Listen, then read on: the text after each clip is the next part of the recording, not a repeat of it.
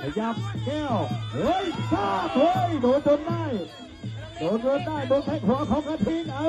แก้วก็เดินเข้าหาแล้วโดนนับยกที่หนึ่งเอาแล้วมาใครจะโดนถึงเอาแล้วว่าใครจะโดนเอามาเลยกันเลยมาเลยกันมาใส่กันเอา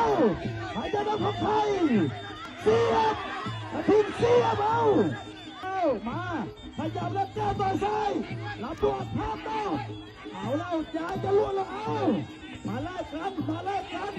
ใครจะโดนของใครจะโดนของใครเสียบกระทิงแก้วไม่สนแล้วต่อซ้าย